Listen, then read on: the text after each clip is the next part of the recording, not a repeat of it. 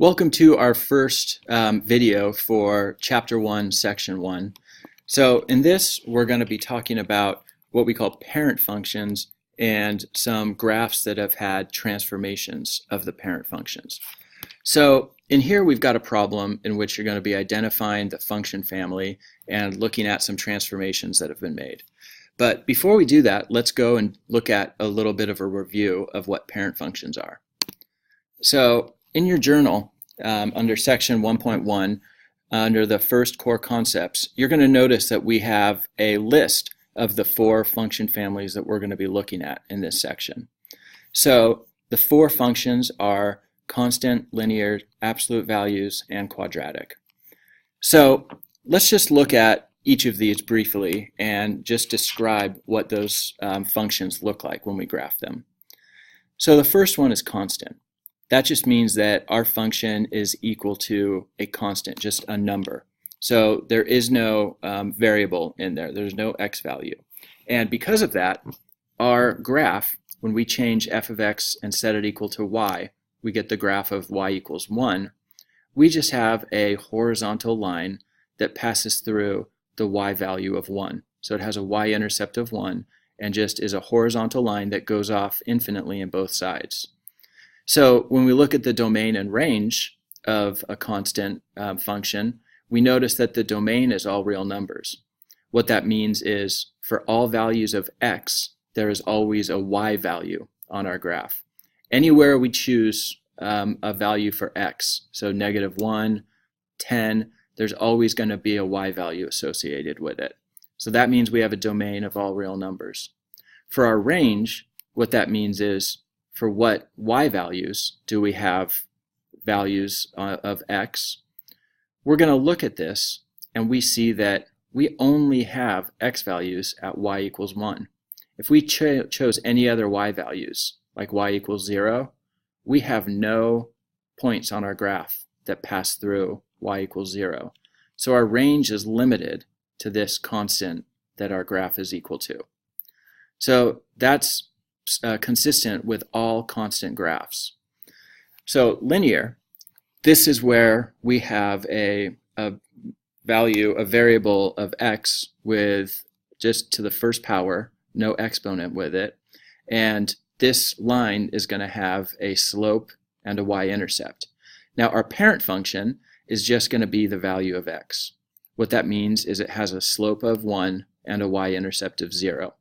So when you look at this graph, we just have a straight line with a slope of 1 that's passing through our origin. So a y-intercept of 0 and a slope of 1. For every value we move up 1, we also go over 1. So you probably remember the function mx plus b. In this case, m is 1 and b is 0. So this is our most basic linear function. That's our parent function right here. So the domain and range, and this is consistent for all linear functions, our domain, which means our x values, is all real numbers. That means if you picked any value of x on our x axis, you're always going to have a y value on our graph that's associated with it. So all real numbers are our domain. For our range, that means we can pick any y value on our axis, and there's going to be an associated x value. So that means the range is y, or all real numbers too. And that's true for all linear functions, no matter what the function is. For absolute value, you notice that its shape is this V shape with the straight lines going off to the left and right. And the parent function is just the absolute value of x. That's our most basic function for this family. And we notice that it has a slope of 1 on each side. We're just going up 1 and over 1 on each side, and to the left we're going up 1 and to the left 1. And you'll notice for absolute values you always have this shape. And for our parent function, our domain is all real numbers. That means anywhere we pick an x value, there's always an associated y value. And our range, now the range in this case, in our parent function, is just y is greater than 0. You're going to see, depending on the transformations that have been made, the range may change. But here, you notice the range is y is greater than 0 because if we picked a y value that was less than 0, we don't have an x value that our graph passes through. So remember, the range may change depending on which absolute value function we have. Same thing with our quadratic. Our parent function is x squared because all quadratic functions have an exponent of 2. And in our parent function, it's a parabola, which has this smooth curve to the left and to the right. That's the difference between absolute value and quadratic. In quadratic, it's a curved line instead of a straight line.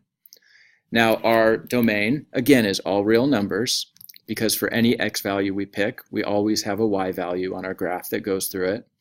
And again, in our parent function, the range is y greater than 0, because any y value greater than 0 we pick, we've got an associated x value.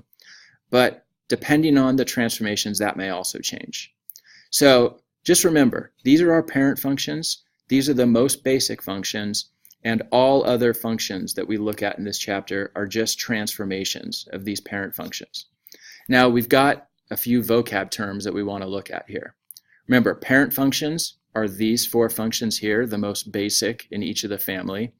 Transformations are just any changes or modifications to these parent functions. Now, these should all look familiar from Algebra 1 because you did all this in Algebra 1. But remember, translation is if we take one of these functions and we move it up, down, left, or right. It's just like we take our graph and we slide it up or down or to the left and the right. That's what translation means. Reflection is if we take our graph and flip it over the axis.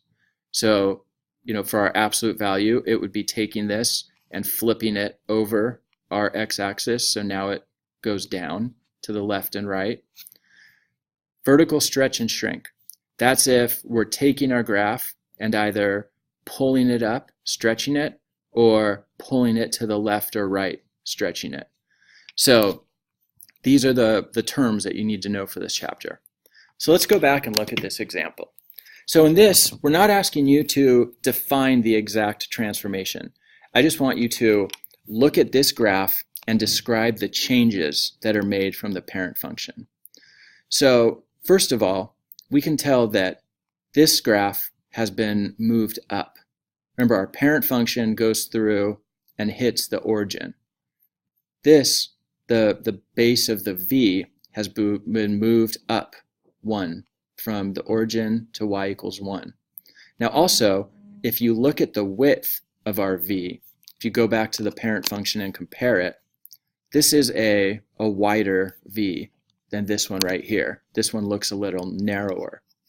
So in this one, all you'd say is that its family is the absolute value family, and it's shifted up and it's narrower. The domain and range in this one, again, the domain is all real numbers because any x value we pick is always going to have an associated point on our graph.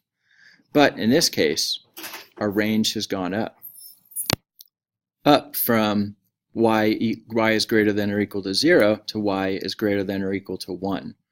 Because if you look at this, if we picked any y value less than 1, we would not have an associated x value on our graph.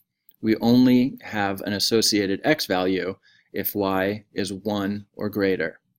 So that's how the domain and range have changed. So that's how you would look at a function and describe the changes that have been made. So comparing the functions. Again, for this first one, I'm not worried about the official vocabulary for the transformations. I just want you to identify the changes.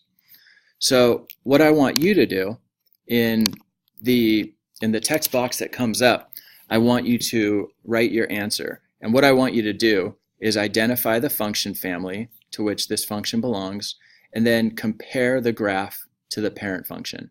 So look at this graph, look at its characteristics, and then describe how it's changed from the parent function in this family.